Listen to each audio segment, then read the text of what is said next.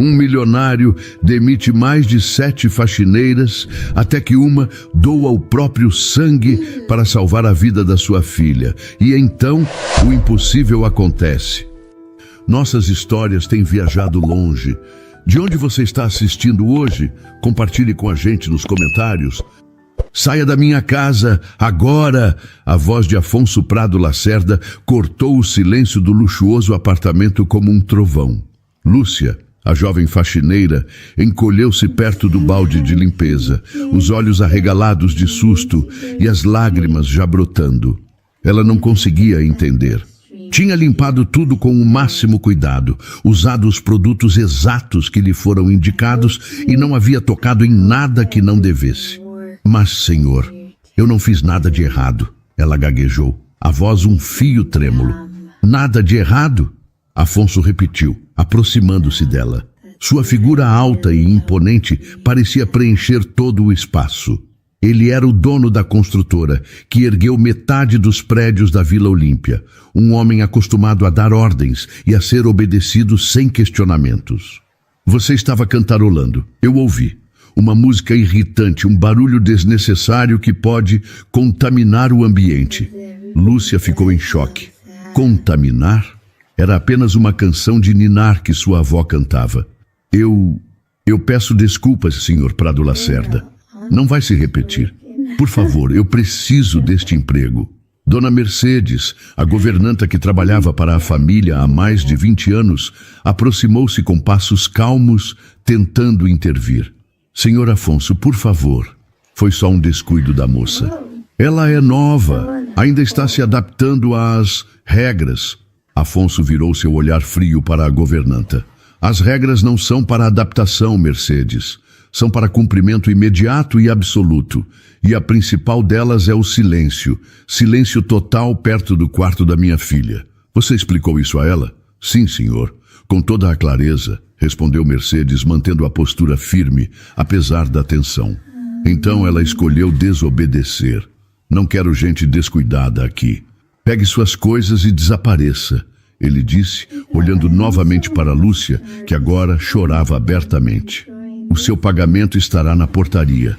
Mercedes, acompanha até a saída.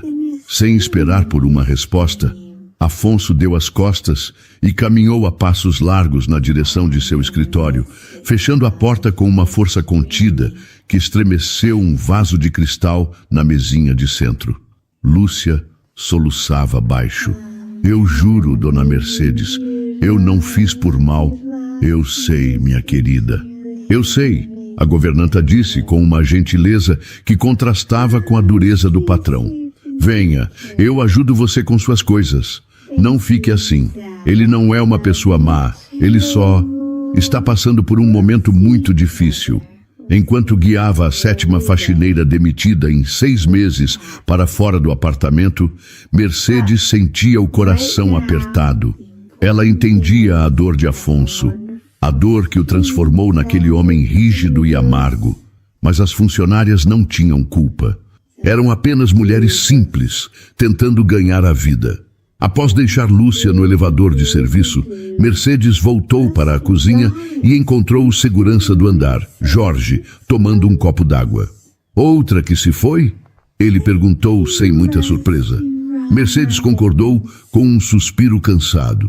Durou 3 dias, um recorde, se compararmos com a penúltima, que não chegou a completar 24 horas. O doutor Afonso a demitiu porque ela espirrou perto do corredor. Jorge balançou a cabeça. É por causa da menina, não é? Sempre é por causa dela, confirmou Mercedes, olhando instintivamente na direção do corredor leste. Um corredor que mais parecia a ala de um hospital, com purificadores de ar e uma luz branca e fria. Ninguém pode fazer barulho perto do quarto dela. Ninguém pode fazer perguntas. E o mais importante, ninguém pode sequer olhar naquela direção. A pequena Isolda, com apenas 6 anos de idade, vivia isolada do mundo por uma doença rara que atacava seu sistema imunológico. Qualquer germe, qualquer bactéria poderia ser fatal. Por isso, a casa vivia em um estado de alerta constante, governada pelas regras de um pai desesperado.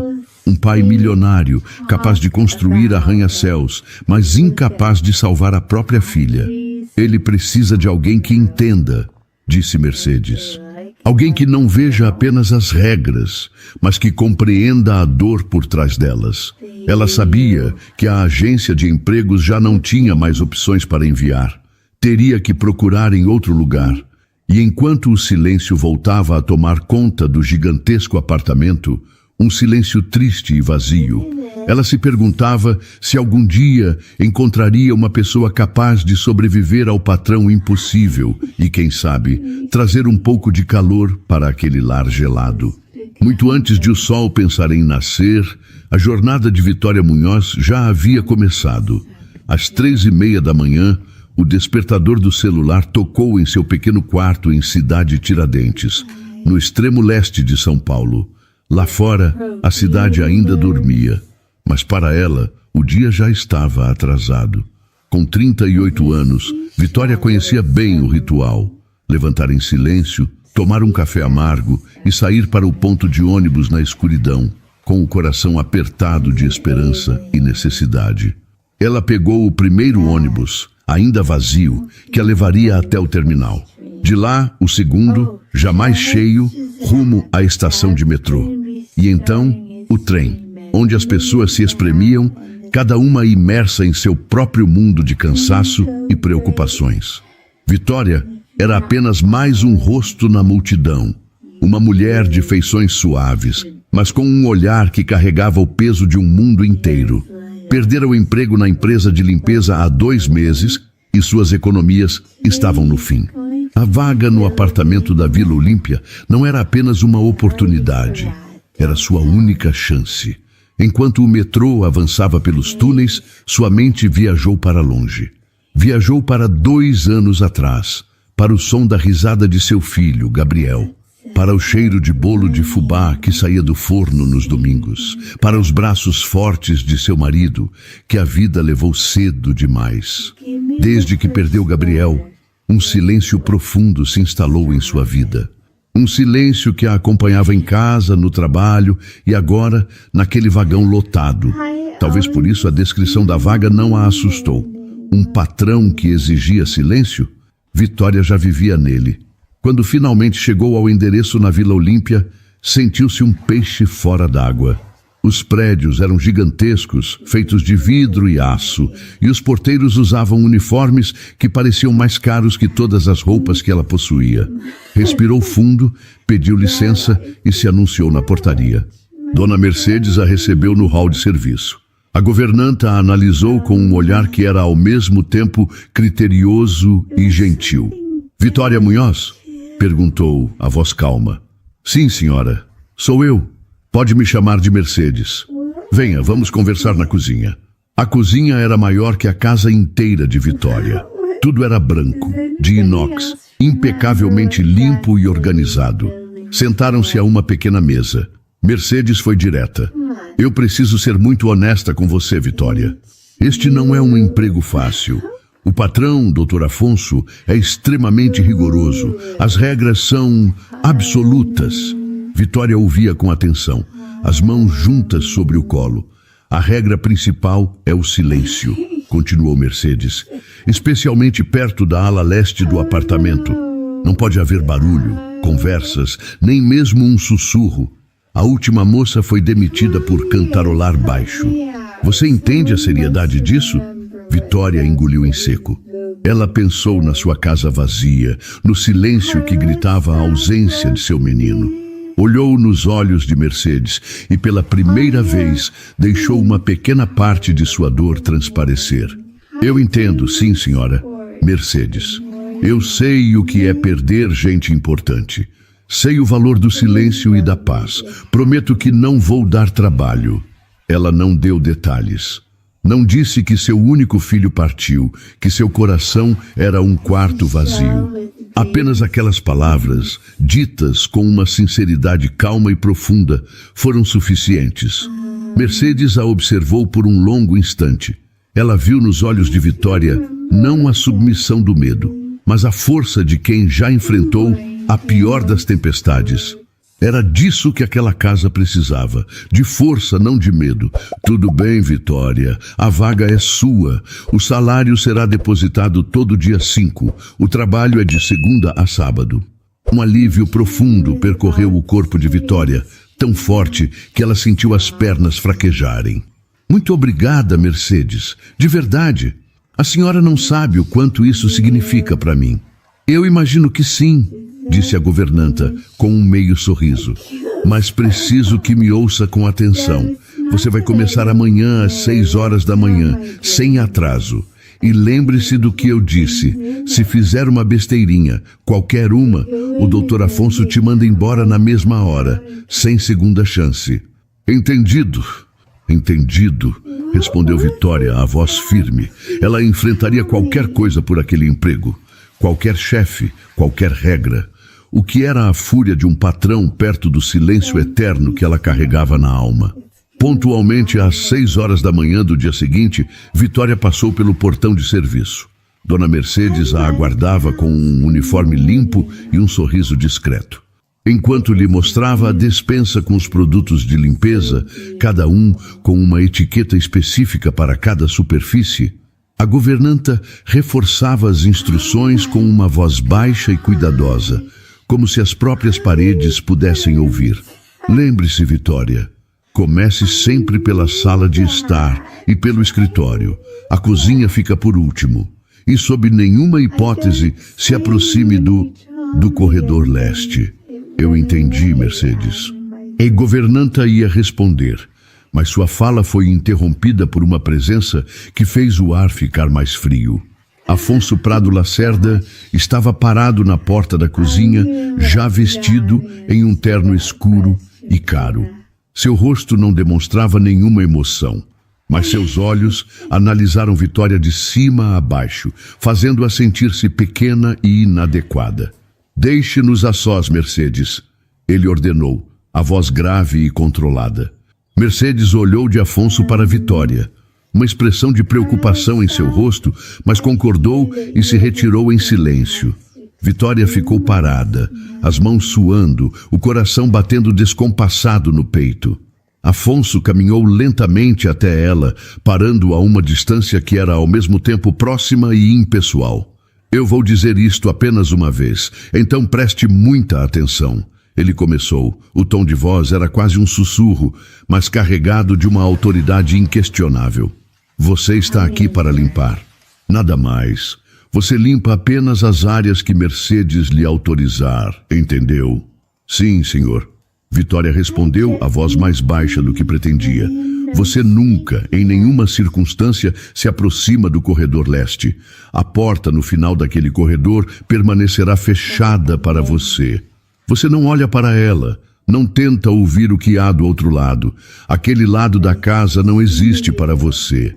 Sim, senhor. Se por algum acaso do destino a minha filha aparecer em alguma das áreas que você está limpando, você deve agir como se ela não estivesse ali. Você não olha para ela, não fala com ela, não responde a ela. Você finge que não a viu. O coração de Vitória se apertou. Fingir que uma criança não existe? Que tipo de regra era aquela? Se você fizer qualquer barulho que perturbe a paz desta casa, você está demitida. Ele continuou, implacável. Se fizer perguntas, está demitida. E se demonstrar qualquer sinal de pena ou curiosidade sobre a minha família, eu a coloco na rua no mesmo instante. Fui claro? Cada palavra era uma ordem, uma barreira erguida entre ela e o segredo que vivia naquele apartamento. Vitória apenas abaixou a cabeça, sentindo o peso daquelas condições. Sim, senhor. Ele a observou por mais um segundo, como se procurasse qualquer sinal de desafio. E então, satisfeito com sua submissão, apenas se virou e saiu. Vitória respirou fundo, tentando acalmar o tremor em suas mãos. Começou seu trabalho em um silêncio quase religioso. O apartamento era vasto e impecável, mas não tinha vida. Parecia mais um cenário de revista do que um lar. Ela limpou o pó de móveis caríssimos, aspirou tapetes macios e poliu um chão de mármore que refletia seu próprio rosto cansado. Horas depois, enquanto limpava uma estante de livros perto do limite invisível que não podia cruzar, ela ouviu. Era um som tão baixo, tão frágil, que a princípio pensou ser o vento, mas então ficou claro. Era uma vozinha, uma menina, cantando para si mesma uma melodia triste e sem palavras. A canção vinha da direção do corredor proibido. Naquele instante, todas as regras de Afonso desapareceram. Vitória não ouviu a ordem de um patrão, ouviu a solidão de uma criança. Seu coração de mãe, adormecido pela dor, se moveu dentro do peito. A melodia era tão melancólica que doeu em sua alma, lembrando-a dos dias em que cantava para Gabriel dormir. A imagem da criança solitária não saiu de sua cabeça. Durante sua pausa para o almoço, sentada sozinha na cozinha silenciosa, ela abriu sua bolsa para pegar a marmita. Ao lado de sua comida, havia um pequeno bloco de anotações com folhas coloridas que ela usava para sua lista de compras. Eram folhas simples, de um papel barato, mas de cores vivas: amarelo, rosa, verde e azul. Ela arrancou com cuidado uma folha azul, limpa e intocada. Seus dedos habilidosos, acostumados a consertar brinquedos e fazer pequenos agrados, dobraram o papel. Em poucos minutos, um passarinho azul e reluzente tomou forma em suas mãos. No final do dia, ao passar novamente pelo corredor, seu coração acelerou. Olhou para os dois lados, certificando-se de que ninguém havia. Com um movimento rápido, ela se abaixou e, acidentalmente, deixou o pequeno origami de papel escorregar de sua mão, pousando quietinho no chão, bem perto da entrada do corredor proibido. Um ponto de cor em um mundo de bege e branco. No dia seguinte, ao chegar para trabalhar, a primeira coisa que fez foi olhar para aquele lugar. O passarinho de papel havia sumido. Os dias que se seguiram foram uma mistura de alívio e ansiedade para Vitória. O passarinho azul não reapareceu e ninguém mencionou o assunto. Ela continuou seu trabalho com a mesma discrição, movendo-se como uma sombra pelo apartamento silencioso. Mesmo assim, algo havia mudado. Agora, sempre que limpava perto do corredor leste, seu coração batia um pouco mais rápido. Ela aguçava os ouvidos na esperança de ouvir novamente a melodia triste, mas só encontrava o silêncio. Naquela tarde, uma chuva fina caía sobre São Paulo, deixando o céu cinzento e o dia mais quieto do que o normal. Vitória estava na sala de estar, limpando o tampo de vidro da enorme mesa de centro. Estava tão concentrada em não deixar uma única marca no vidro que não percebeu a troca de plantão dos enfermeiros que cuidavam de Isolda. Foi um intervalo de menos de 5 minutos. Uma pequena brecha na rotina militar da casa. Uma brecha suficiente. Ela sentiu uma presença antes de ouvir qualquer coisa. Um movimento sutil no ar. Quando se ergueu, seu coração parou. Ali, parada a poucos metros dela, estava uma figura pequena e frágil. A menina usava um pijama de flanela com desenhos de estrelas, mas seu rosto estava coberto por uma máscara especial, transparente, e suas mãos por luvinhas brancas e finas. Era Isolda. Vitória ficou completamente paralisada. As ordens de Afonso, ditas com aquela frieza cortante, voltaram à sua mente. Finja que não viu, não fale com ela. Mas então seus olhos se encontraram. Eram os olhos mais expressivos que Vitória já tinha visto. Grandes, castanhos e brilhando com uma curiosidade infantil que nenhuma doença conseguia apagar. A menina deu um passinho hesitante para frente. Você foi quem deixou o passarinho de papel? A voz dela saiu num sussurro, abafada pela máscara, mas perfeitamente clara no silêncio da sala. O medo tomou conta de Vitória. Ela deveria se virar, ignorá-la, continuar seu trabalho como se a criança fosse uma miragem. Era o que o patrão pagava para ela fazer. Mas como ignorar aqueles olhos? Como ignorar a coragem daquela menininha que tinha quebrado as regras para vir até ali? Em Isolda, ela não via a filha do patrão. Ela via uma criança solitária. Com o peito apertado, Vitória quebrou a regra mais importante de todas. Fui sim, princesa, ela sussurrou de volta, a voz embargada. Você gostou. Os olhos da menina se arregalaram um pouco, como se não esperasse uma resposta. Ela deu mais um passo. Eu amei. Ninguém nunca fez nada só para mim, confessou Isolda com a inocência pura que só uma criança de 6 anos possui. Só remédios e exames. Eu guardei ele na minha caixa de segredos. Cada palavra era uma pequena pontada no coração de Vitória. 6 anos. A menina tinha a mesma idade que seu Gabriel teria agora. A mesma idade. Uma vida inteira pela frente, mas presa dentro de paredes esterilizadas, onde um passarinho de papel era o maior dos tesouros. A dor da sua própria perda se misturou com a compaixão por aquela criança, e Vitória sentiu uma necessidade imensa de protegê-la. Eu sei fazer outros bichinhos, uma borboleta, um cachorrinho... O que você quiser, disse Vitória, um pequeno sorriso surgindo em seus lábios. Os olhos de Isolda brilharam ainda mais. De verdade? Você faria para mim? Claro que sim. Todos os dias eu posso deixar um diferente para você encontrar. Mas... Vitória olhou na direção do corredor, lembrando-se da fúria de Afonso. Vai ter que ser o nosso segredo. Ninguém pode saber, está bem? Isolda levou as mãozinhas enluvadas até a boca, abafando uma risadinha animada. Então, num gesto de pura alegria infantil, ela bateu palminhas, um som suave e abafado. Através da máscara transparente, Vitória pôde ver os cantos dos olhos da menina se enrugarem. Ela estava sorrindo. Um sorriso que provavelmente não aparecia naquele rosto havia muitos e muitos meses. Nosso segredo... Ela sussurrou, animada. Naquele momento, ouviram passos no corredor. Isolda se assustou e, com a agilidade de quem conhecia bem as regras da casa, virou-se e correu de volta para seu quarto, desaparecendo tão silenciosamente quanto surgiu, deixando Vitória sozinha na sala imensa, com o coração aos pulos e uma promessa secreta para cumprir. O segredo floresceu no silêncio. Por 2 semanas, a comunicação entre Vitória e Isolda se tornou um ritual diário. Todas as manhãs, um novo origami aparecia perto do corredor leste. Uma borboleta amarela, um sapo verde, um coração cor-de-rosa. E todas as manhãs seguintes, ele desaparecia. Para Vitória, aquele pequeno gesto era um sopro de vida em sua rotina. Ela não via Isolda novamente, mas sentia sua presença, sua expectativa.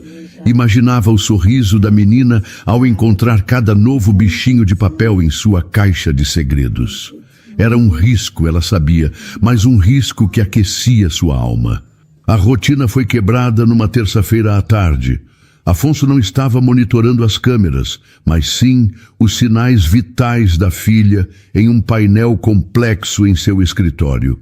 De repente, uma pequena luz amarela piscou. Não era um alarme de emergência, mas um alerta. A frequência cardíaca de Isolda estava ligeiramente elevada e sua respiração um pouco mais rápida que o normal para um estado de repouso. Para qualquer outra pessoa, seria insignificante. Para Afonso, foi o gatilho do pânico. Ele correu para a ala leste, o coração martelando no peito. Encontrou a enfermeira de plantão fazendo anotações.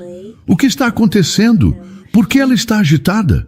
Não está, Sr. Lacerda. Ela está calma, apenas desenhando, respondeu a enfermeira, mostrando os monitores do quarto que já voltavam ao normal. Provavelmente ela só se animou com alguma coisa. Mas Afonso não se convenceu. Animou com quê? Ele pensou. Nada ali dentro era motivo para a animação. Entrou na antecâmara de desinfecção, o medo transformando-se em suspeita. Havia algo errado, algo que ele não sabia. Ao entrar no quarto, encontrou Isolda sentada na cama, parecendo perfeitamente bem. Mas seu instinto de pai dizia o contrário. Ele começou a procurar, olhou debaixo da cama, checou os filtros de ar. Foi então que viu a pequena caixa de acrílico na prateleira, a tal caixa de segredos. Uma caixa que normalmente guardava apenas alguns brinquedos esterilizados. Ele a pegou. Através do acrílico, viu uma explosão de cores. Abriu a tampa com as mãos trêmulas e despejou o conteúdo na cama. Dezenas de origamis coloridos caíram sobre o lençol branco. Um zoológico de papel. A prova de uma invasão, de uma contaminação contínua e secreta. Ele pegou o telefone, a mão tremendo de raiva. Ricardo, quero você e toda a sua equipe aqui. Agora! Ele gritou para o médico da filha. O quarto foi contaminado. Repito, o ambiente da minha filha foi contaminado. Minutos depois, a paz do apartamento foi destruída. Médicos e enfermeiros se moviam apressadamente. Afonso mandou chamar todos os funcionários na sala. Dona Mercedes, o segurança Jorge e, por último, Vitória, que chegou com o pano de limpeza na mão, o coração já disparado ao ver a agitação. Afonso estava no centro da sala, o rosto transtornado. Em sua mão, ele segurava um dos passarinhos azuis. Quem colocou isto no quarto da minha filha? Sua voz era baixa e perigosa. Os enfermeiros se olharam, confusos e assustados. Dr. Ricardo Mendonça, o chefe da equipe médica, aproximou-se. Afonso, acalme-se. Acalmar-me. Ele se virou para o médico. Esses papéis não foram esterilizados, Ricardo. Confirme. Diga a eles o que isso significa. Dr. Ricardo olhou para os funcionários com uma expressão grave. Ele está certo. Qualquer um desses papéis pode carregar bactérias ou vírus. Para Isolda, com seu sistema imunológico, isso pode ser fatal. O olhar de Afonso varreu a sala e parou em Vitória. Ela estava pálida, os olhos fixos no passarinho azul em sua mão. Ele sabia. Foi você, ele disse, caminhando até ela. Você está demitida. Como ousa? Como ousa colocar a vida da minha filha em risco por causa de um lixo colorido? As palavras a atingiram, mas em vez de se encolher, Vitória sentiu algo se erguer dentro dela. Uma força que vinha da imagem dos olhos solitários de Isolda. Ela não estava morrendo por causa de um papel, doutor. Vitória respondeu, a voz firme, surpreendendo a si mesma. Ela é só uma criança que estava morrendo de tristeza naquele quarto branco. A audácia da resposta fez Afonso explodir. Ela está morrendo, ponto.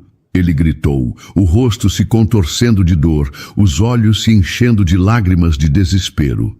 Esta doença pode matá-la a qualquer momento. Qualquer febre, qualquer infecção, qualquer contaminação idiota pode ser o fim. Você não sabe de nada. A fúria dele se quebrou na última frase, revelando o pânico de um pai que estava perdendo sua batalha mais importante. Naquele momento, Vitória não viu mais o chefe tirano, viu um homem quebrado, exatamente como ela. E a ponte entre eles foi construída com a dor que ambos conheciam tão bem.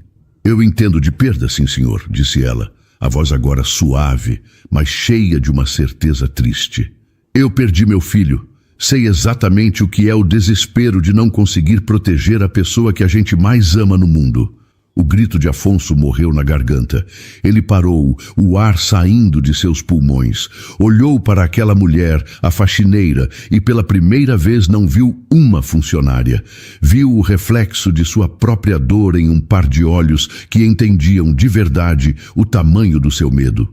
O silêncio que se instalou na sala era pesado, cheio de espanto e de uma verdade terrível que os conectava. A revelação de Vitória deixou um rastro de silêncio que durou dias. Afonso não a demitiu. Ele simplesmente a olhou, atordoado, e se retirou para seu escritório. Vitória esperou pela dispensa que nunca veio. No dia seguinte, foi Dona Mercedes quem explicou em voz baixa que Isolda se recusava a comer e a tomar os remédios, dizendo aos enfermeiros que só melhoraria se a moça dos passarinhos continuasse na casa. Pela primeira vez, Afonso cedeu a uma vontade da filha. Vitória ficou. Por 2 semanas, um novo acordo, frágil e não verbalizado, se estabeleceu. Vitória continuou seu trabalho em silêncio, mas o medo havia sido substituído por uma compreensão mútua. Afonso ainda era distante, mas seu olhar não era mais de desprezo, e sim de uma curiosidade cautelosa. Essa paz frágil foi estilhaçada no meio da noite. O som agudo e intermitente dos alarmes médicos rasgou a quietude do apartamento. Luzes vermelhas piscavam no painel de controle do quarto de Isolda, um sinal de emergência grave. Vitória acordou em um salto em seu pequeno quarto de funcionária. Ouviu portas se abrindo com força, vozes urgentes e passos apressados no corredor. Correu para a sala e viu a cena que todo pai teme. A equipe médica cercava a maca onde Isolda estava, pequena e imóvel. Afonso estava ao lado, o rosto pálido como cera, os olhos fixos na filha enquanto os médicos trabalhavam freneticamente. O que aconteceu? A voz dele era um fio, quase irreconhecível. Choque anafilático severo. A pressão está caindo muito rápido. Precisamos levá-la agora, gritou o Dr. Ricardo. No hospital sírio-libanês, o tempo parecia se arrastar e voar ao mesmo tempo. As horas passavam rápidas entre corredores brancos, cheiro de antisséptico e o som abafado de equipamentos médicos. Vitória não foi embora. Sentou-se em uma cadeira desconfortável na sala de espera da unidade de terapia intensiva. Uma presença silenciosa que ninguém pediu, mas que também ninguém mandou sair. Finalmente, o Dr. Ricardo Mendonça apareceu. Seu rosto estava cansado. A expressão era a pior possível. Nós a estabilizamos por enquanto, disse ele, dirigindo-se a um Afonso que parecia ter envelhecido 10 anos em uma noite. Mas a reação causou uma falha em cascata nos órgãos dela. Ela precisa de uma transfusão de sangue completa e precisa agora. Um suspiro de alívio quase escapou de Afonso. Sangue. Isso ele podia conseguir. Do que ela precisa? Qual o tipo? Eu mobilizo tudo. O médico hesitou, e essa hesitação foi mais assustadora que qualquer palavra. Esse é o problema, Afonso. Isolda tem sangue AB, negativo, o que já é raro, mas os exames revelaram que ela possui uma combinação de fatores e anticorpos que, para ser franco, eu nunca vi em 25 anos de carreira. Precisamos de um doador quase geneticamente idêntico. E temos, no máximo, 36 horas. A realidade da situação caiu sobre Afonso. Não era uma questão de dinheiro ou poder. Era uma questão de sorte, uma loteria impossível. Mas ele não desistiu. O homem mais poderoso de São Paulo se transformou em uma máquina de dar ordens. Com o celular colado na orelha, ele andava de um lado para o outro no corredor do hospital como um animal enjaulado. Eu quero helicópteros visitando todos os bancos de sangue do estado. Todos, ele ordenava a um assistente. Conecte-me com o Instituto de Doenças Raras em Estocolmo. Via satélite agora, exigia em outra ligação.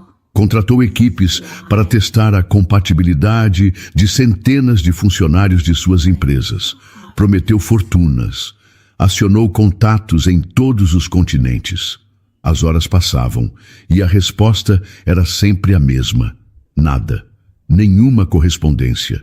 O homem que construía impérios não conseguia encontrar uma única bolsa de sangue compatível. Ao final da tarde, exausto e derrotado, ele desligou o telefone. O silêncio que se seguiu era mais assustador do que o barulho de sua luta.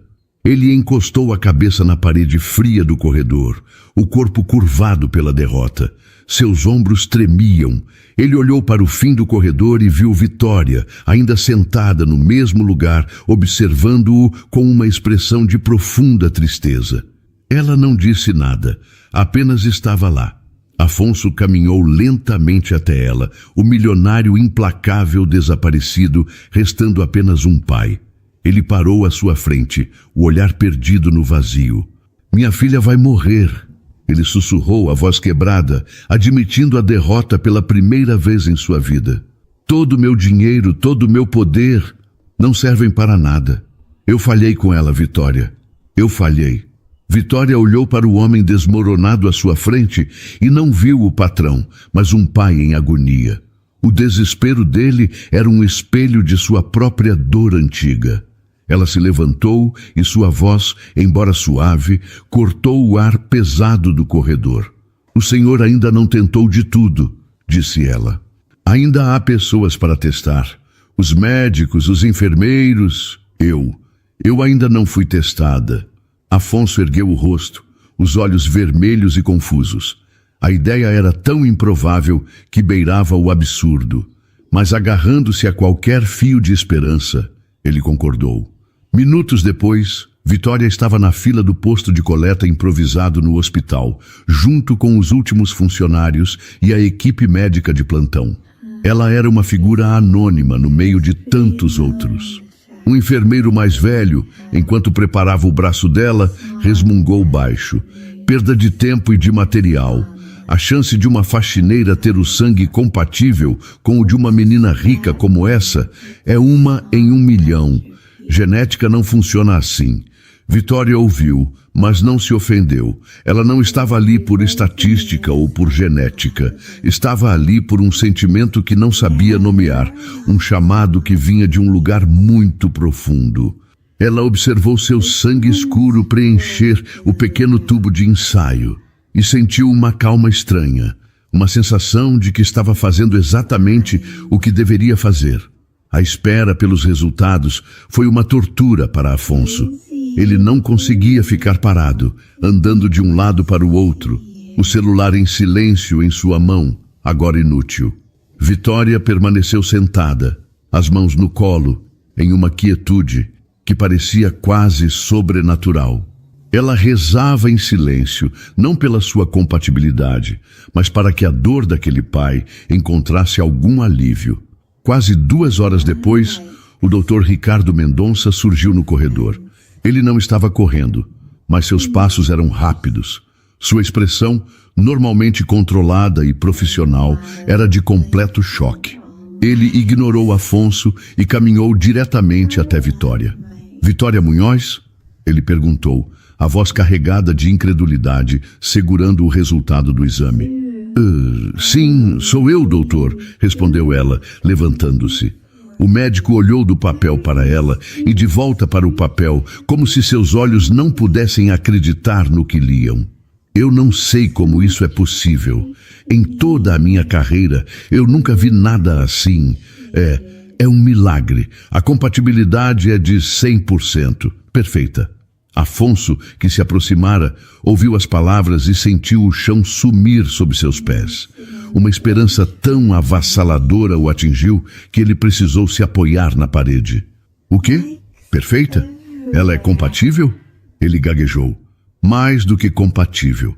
É como se fossem da mesma família. Podemos salvar a Isolda. Mas a alegria durou apenas um instante. O rosto do médico se tornou sério novamente. Contudo, há um problema. Um problema grave. Vitória, seus exames de rotina mostram que você tem um quadro de anemia crônica, provavelmente por má alimentação. Seu corpo já trabalha com um mínimo de reservas. Para doar a quantidade de sangue que Isolda precisa para uma transfusão completa, nós teríamos que drenar quase todo o seu volume sanguíneo de uma vez.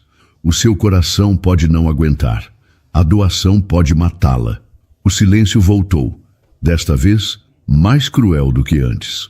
A solução para salvar Isolda era uma sentença de morte para Vitória. Afonso olhou para ela, o horror estampado em seu rosto. Salvar sua filha ao custo da vida de outra pessoa era um preço que ele não podia pagar. Não podemos pedir isso a você, disse ele a voz rouca. Mas Vitória o olhou com uma serenidade absoluta, uma paz que ninguém na sala conseguiu compreender. Doutor, eu ganho 2 salários mínimos e moro em uma casa de 2 cômodos. Eu não tenho mais nada e nem mais ninguém nesta vida, disse ela, a voz firme e clara. Já perdi tudo o que eu podia perder.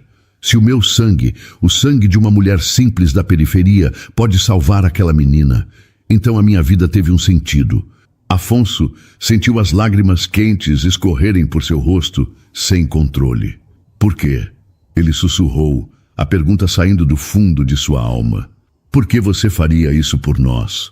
Vitória deu um passo em sua direção, os olhos cheios de uma compaixão infinita. Porque ela me lembra o meu Gabriel. E porque uma mãe sem filho é como uma casa vazia, doutor. Só serve para abrigar outros corações. As palavras de Vitória ficaram no ar. Não havia mais argumentos.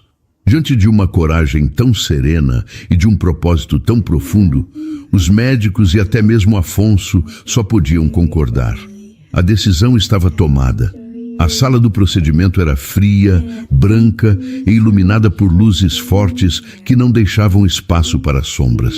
O único som era o zumbido baixo e constante das máquinas. Havia 2 camas, lado a lado. Em uma, a pequena Isolda, pálida e inconsciente, um emaranhado de tubos e fios conectados a monitores que mostravam seus sinais vitais perigosamente fracos. Na outra, estava Vitória. Ela usava uma camisola de hospital simples e olhava para o teto com uma calma que contrastava violentamente com a tensão da equipe médica. Afonso estava ao lado dela, vestido com um avental cirúrgico azul por cima de suas roupas caras. Ele observava paralisado enquanto uma enfermeira inseria um cateter no braço de Vitória e o conectava a uma máquina complexa. Outro tubo saía da máquina e se conectava à Isolda, criando uma ponte, uma linha direta da vida de uma para a outra. Quando a máquina foi ligada, um líquido vermelho escuro começou a fluir lentamente. O sangue de Vitória. O milagre e o sacrifício em movimento. Afonso, num gesto instintivo, estendeu a mão e segurou a de Vitória. A pele dela estava fria. Eu estou aqui, Vitória. Eu não vou sair do seu lado. Ele sussurrou, a voz embargada. Ela virou o rosto e deu um sorriso fraco. Eu sei. Obrigada. Os minutos se arrastavam. O único som vinha dos monitores. Os números que indicavam a pressão arterial de Isolda começaram a subir, dígito por dígito, de um nível perigosamente baixo para um mais estável. Ao mesmo tempo, os de Vitória começaram a cair. Lentamente, mas de forma constante. Vitória fechou os olhos, sentindo uma leve tontura. Uma fraqueza começou a se espalhar por seus membros. Doutor Afonso, ela chamou, a voz pouco mais que um sopro. Ele se inclinou sobre ela, o rosto a centímetros do dela. Eu estou aqui. O que você está sentindo? Se eu não resistir, ela sussurrou, fazendo uma pausa para respirar. Saiba que eu estou em paz. Pelo menos vou reencontrar meu Gabriel. E a minha vida não terá sido em vão. As lágrimas que Afonso vinha segurando finalmente caíram, molhando a mão dela que ele segurava. Vitória, não fale isso. Você tem tanto para viver ainda. Você precisa viver. Ela abriu os olhos novamente e neles havia uma clareza lúcida, uma aceitação que ele não conseguia compreender. Tenho nada, doutor. Eu sou uma mulher sozinha, sem família, sem propósito. A dor me esvaziou há muito tempo. Mas se eu posso dar a chance de uma vida inteira para a sua filha, se eu posso encher o coração de vocês de alegria, então, finalmente, eu terei feito algo que realmente importa. Um alarme começou a apitar ao lado da cama de Vitória. Um som baixo, mas insistente. Sua pressão estava caindo mais rápido. Uma enfermeira se aproximou e ajustou o fluxo da máquina, o rosto sério. Afonso apertou a mão dela com mais força, o pânico crescendo dentro dele. Vitória, por favor, lute por você.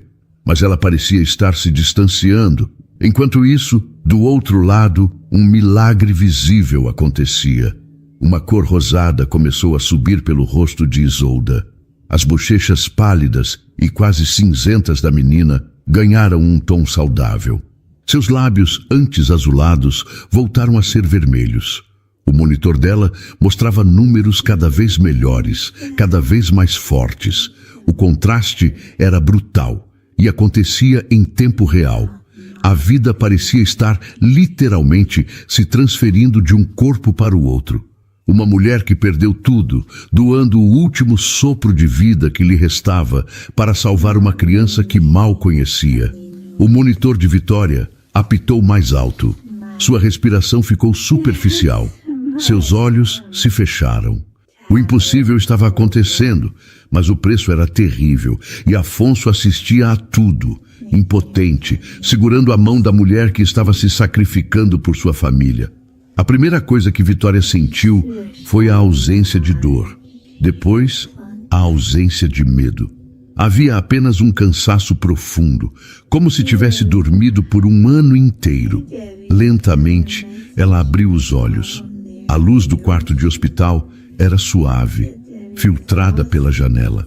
O som que preenchia o silêncio não era o alarme frenético que ela lembrava, mas o ritmo calmo e constante de um monitor cardíaco. O seu. Uma figura se moveu ao lado de sua cama. Era Afonso. Ele não parecia o mesmo homem. Havia olheiras profundas sob seus olhos, a barba por fazer e suas roupas estavam amassadas. Ele parecia exausto, mas em seu rosto havia uma expressão de alívio tão imensa que o transformava. Vitória, ele disse, a voz rouca, você acordou. Os médicos disseram. Eles disseram que foi um milagre, o segundo milagre em 3 dias. 3 dias. Ela esteve apagada por 3 dias. E a Isolda? Foi a primeira pergunta dela, a voz fraca, arranhando a garganta seca. Um sorriso genuíno, o primeiro que Vitória via, iluminou o rosto de Afonso. Ela está bem, mais do que bem. Ela está forte. Os médicos não entendem. É como se o seu sangue tivesse reiniciado o sistema dela. Ela está mais forte do que esteve em anos. E ela não para de perguntar por você. Naquela mesma tarde, depois que Vitória conseguiu tomar um pouco de sopa e sentiu um fiapo de força retornar ao seu corpo, a porta do quarto se abriu. Uma enfermeira entrou empurrando uma cadeira de rodas. Nela estava Isolda. A menina não usava mais a máscara. Seu rosto, agora com as bochechas rosadas e cheias, estava descoberto. Seus olhos grandes e castanhos brilhavam, e um sorriso enorme se abriu quando ela viu Vitória. As duas choraram em silêncio. Eram lágrimas que não vinham da dor ou do medo, mas de um reencontro que parecia impossível. A enfermeira empurrou a cadeira para perto da cama. Isolda estendeu sua mãozinha, não mais coberta por uma luva, e tocou o braço de Vitória. Vivi. A menina sussurrou, um apelido nascido do afeto. Agora nós temos o mesmo sangue correndo dentro da gente. De verdade, o Dr. Ricardo disse. Isso quer dizer que nós somos família de verdade, não é? Vitória apertou a mãozinha dela, sentindo o calor da pele da menina pela primeira vez. Sim, princesa, família de verdade. Depois que a enfermeira levou uma Isolda falante e feliz de volta para seu quarto, prometendo voltar no dia seguinte, Afonso se aproximou da cama de Vitória. Ele a observou por um longo momento, os olhos cheios de uma emoção que ela não conseguia decifrar. Então, lentamente, ele se ajoelhou no chão frio do hospital, ao lado da cama dela. O milionário, o dono de tudo, estava de joelhos diante da faxineira. Vitória, você me devolveu a minha filha, disse ele, a voz embargada, as lágrimas escorrendo livremente por seu rosto. Você olhou para a morte e não teve medo para me dar uma segunda chance de ser pai. Não existe nada no mundo que possa pagar por isso. Como eu posso retribuir o que você quer? Uma casa? Dinheiro para o resto da vida? Apenas me diga. Vitória olhou para aquele homem quebrado e refeito à sua frente. Dinheiro era a última coisa em sua mente. Ela tinha provado o veneno da solidão por tempo demais. A única coisa que desejava era o antídoto. Eu não quero seu dinheiro, Dr. Afonso. Ela respondeu, a voz ainda fraca, mas firme. Só me deixa continuar cuidando dela. Me deixa ficar perto. Eu não tenho mais nada neste mundo. Afonso fechou os olhos. Naquele instante, ele entendeu tudo. Entendeu a profundidade do vazio dela e a verdade por trás de seu sacrifício. Ela não queria uma recompensa. Ela queria um propósito. Queria preencher sua casa vazia. Ele abriu os olhos novamente, e neles havia uma nova determinação. Ficar perto não é o suficiente. Ele sussurrou, ainda de joelhos. Um quarto de hospital não é lugar para uma família se formar. Venha morar conosco, Vitória. Por favor. Ela ficou surpresa, os olhos se enchendo de lágrimas novamente. Morar? Mas eu sou... Você é a pessoa que salvou a minha vida e a da minha filha. Ele a interrompeu, a voz cheia de convicção. Esta casa precisa ser um lar de verdade. E você, Vitória? Você precisa ter uma família novamente. Nós precisamos de você. 1 ano depois. O som que agora preenchia o apartamento de Afonso Prado Lacerda não era o silêncio pesado, nem o zumbido de purificadores de ar, mas o som mais precioso do mundo, a risada de uma criança. Na varanda, onde antes havia apenas um deck vazio e estéril, agora existia um pequeno jardim, cheio de vida e cor. Isolda, agora com 7 anos, afundava as mãos na terra, ajudando Vitória a plantar mudas de petúnias. Ela não usava máscara nem luvas. O sol da tarde tocava seu rosto, e ela ria alto cada vez que uma minhoca aparecia. O som de sua alegria se espalhando pelo ar. A doença não havia desaparecido por completo, mas estava controlada, adormecida. Ela ainda precisava de cuidados e exames regulares. Mas pela primeira vez em sua vida, Isolda podia ser, simplesmente, uma criança. O apartamento inteiro havia passado por uma transformação. As paredes brancas e frias ganharam tons mais quentes. Tapetes coloridos cobriam o mármore gelado. O corredor leste, antes uma fronteira proibida, agora era apenas um corredor, com as portas abertas e por onde a luz do sol entrava livremente. Aquele lugar, antes uma fortaleza contra a morte, finalmente havia se tornado um lar. Vitória também era outra mulher. A tristeza profunda em seu olhar deu lugar a um brilho sereno de contentamento. Ela não era mais a faxineira. Afonso, ao perceber a inteligência, a compaixão e a força dela, fez algo que chocou todo o seu conselho de diretores. Nomeou-a gerente de projetos sociais da construtora Prado Lacerda. Agora, Vitória passava seus dias fazendo o que sempre fez de melhor, cuidando.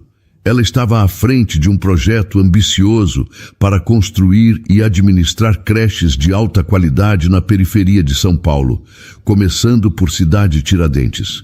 Ela usava sua experiência de vida para garantir que outras mães não se sentissem tão sozinhas e que outras crianças tivessem um começo de vida seguro e feliz. Afonso chegou do trabalho mais cedo naquele dia.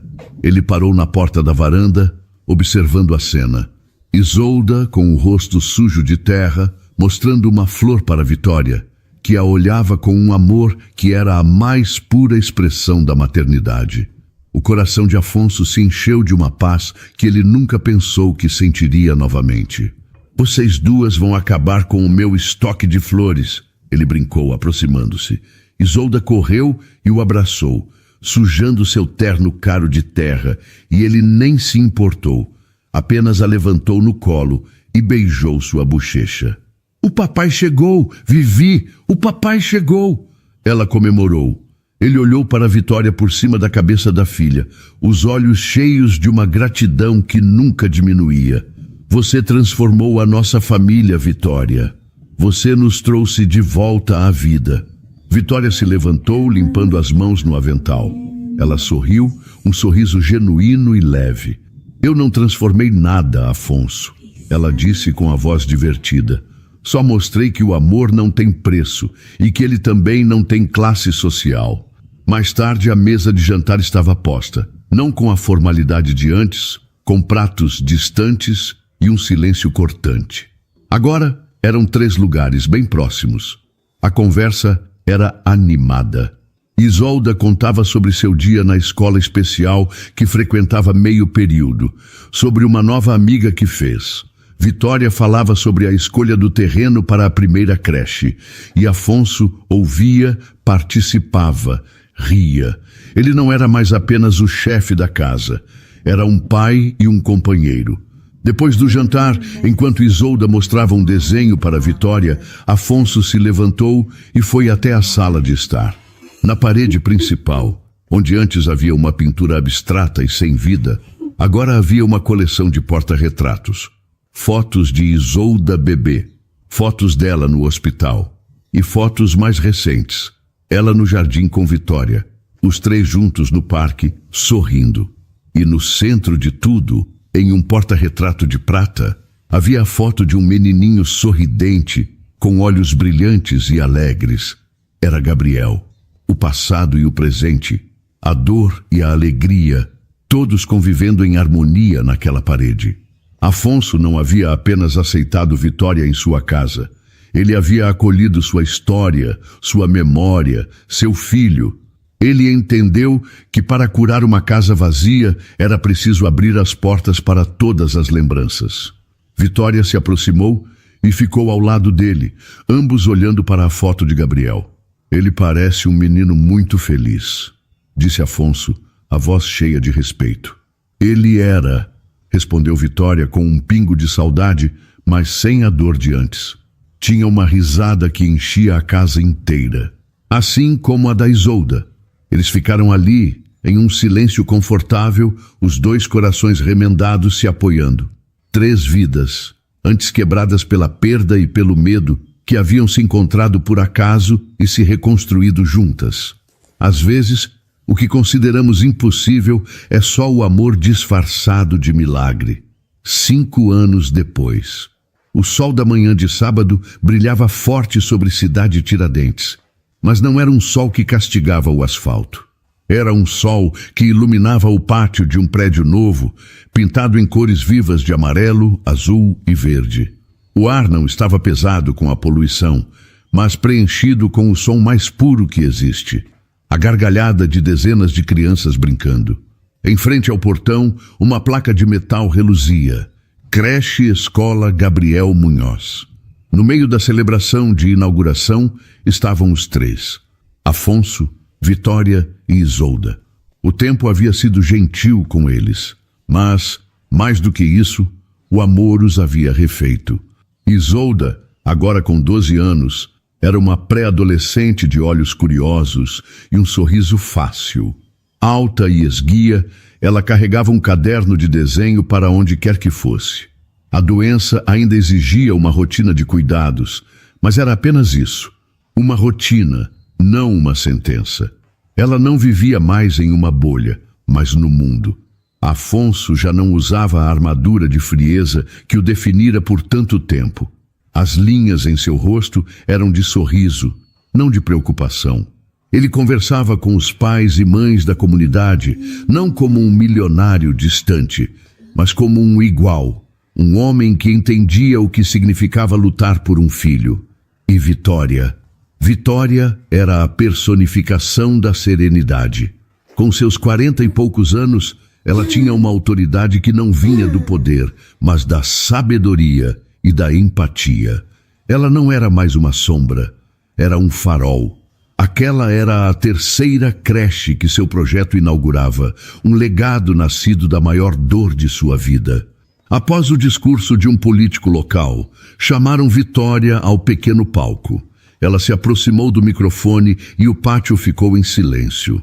Ela olhou para todos aqueles rostos e não viu uma plateia, mas uma extensão de sua própria história. Bom dia a todos, começou ela, a voz clara e firme. Eu não sou boa com discursos. Eu sou melhor limpando, organizando, cuidando. Quando eu era mais nova, achava que cuidar era só para a nossa família, para os nossos. Mas a vida me ensinou que a gente só se cura de verdade quando começa a cuidar dos outros. Cada tijolo deste lugar foi colocado pensando em dar a paz que toda mãe e todo pai precisam para trabalhar. Cada brinquedo foi escolhido para que cada criança aqui se sinta segura, amada e, o mais importante, vista. Que este lugar seja sempre uma casa de portas abertas e de corações cheios. Obrigada. Os aplausos foram longos e calorosos. Quando ela desceu do palco, Isolda a abraçou com força. Foi o discurso mais lindo do mundo, Vivi. Você acha? Perguntou Vitória, beijando o topo da cabeça dela. Acho, Isolda respondeu. E então olhou para a placa com o nome da creche. O Gabriel ia gostar muito daqui, não ia? Ele ia adorar ter tantos amigos para brincar. Vitória sentiu os olhos marejarem, mas sorriu. Sim, meu amor, ele ia adorar. Afonso se aproximou e colocou um braço gentilmente sobre os ombros de Vitória, um gesto de conforto e parceria que se tornara natural ao longo dos anos. Quem diria, hein? Ele disse, a voz baixa, apenas para ela ouvir, enquanto observavam as crianças correndo no parquinho. Que a maior dor da sua vida se transformaria na maior esperança para a vida de tantas outras pessoas. Vitória encostou a cabeça no ombro dele, um suspiro de paz escapando de seus lábios. Nenhuma dor é em vão, Afonso. Não se a gente conseguir, com muito esforço, transformar ela em amor. Eles ficaram ali por mais um tempo, absorvendo a cena. Uma família improvável, forjada no desespero e solidificada na esperança. Não eram um casal no sentido tradicional. Eram mais do que isso. Eram companheiros de alma, sobreviventes que haviam encontrado um no outro e em Isolda a razão para reconstruir seus mundos quebrados. Quando o sol começou a baixar, eles se despediram e caminharam para o carro. Isolda ia no meio, segurando a mão de cada um. Naquele momento não eram o milionário, a ex-faxineira e a menina que sobreviveu. Eram apenas um pai, uma mãe e uma filha voltando para casa. Uma casa que um dia fora vazia e silenciosa e que agora, graças a um milagre disfarçado de amor, estava para sempre cheia. Para toda mulher que já teve o coração esvaziado pela dor de uma perda tão profunda que a fez acreditar que sua vida havia perdido o sentido, que o silêncio seria sua única companhia. Para todo homem que no topo do mundo, cercado de poder e riqueza, percebeu que sentia um vazio imenso, uma solidão tão grande que o fez duvidar do valor de todas as suas conquistas. Para você que, para se proteger da vida, construiu muralhas ao redor de si, sejam elas feitas de luto e resignação, ou de controle, regras e distância emocional. A história de Vitória e Afonso nos mostra uma das verdades mais difíceis e, ao mesmo tempo, mais bonitas da vida. Às vezes, a cura para a nossa maior ferida vem do lugar que menos esperamos. Pode vir da coragem silenciosa de uma funcionária que deveria ser invisível, ou da melodia triste de uma criança solitária em um quarto estéril. Ela nos ensina que seguir em frente não é esquecer o passado, mas sim decidir que a cicatriz não vai mais governar o nosso futuro. É ter a coragem de olhar para a foto de quem perdemos, honrar sua memória e ainda assim escolher abrir o coração para uma nova forma de amor, aceitando que uma casa vazia pode sim voltar a abrigar outros corações. E nos mostra, acima de tudo, que as pessoas não são definidas por seus títulos ou por suas contas bancárias, mas pelas escolhas que fazem nos momentos de desespero. Uma faxineira pode sim oferecer a própria vida e nesse gesto de sacrifício encontrar seu propósito mais nobre. E um milionário pode sim se ajoelhar em um chão de hospital e nesse gesto de humildade encontrar seu verdadeiro valor. Que esta história seja um lembrete de que um coração bom, mesmo que quebrado pela dor ou endurecido pelo medo, ainda possui uma capacidade infinita de amar. E que o amor verdadeiro não é aquele que é perfeito, mas aquele que tem a coragem de se reconstruir, de se importar com as pequenas coisas, como um passarinho de papel colorido, e de provar seu valor, dia após dia, com atitudes de cuidado e presença. Não feche as portas para a felicidade por medo da dor que já passou. Às vezes o milagre não chega com um barulho ensurdecedor, mas com a quietude de um ato de bondade. E se tivermos a coragem de acolhê-lo, ele pode se tornar a nossa maior e mais bela bênção, a chance de ter uma família outra vez. E então, o que achou da história? Deixe sua opinião nos comentários. Adoramos saber o que você pensa. Não se esqueça de deixar seu curtir no vídeo para nos apoiar e de se inscrever no canal. Até a próxima.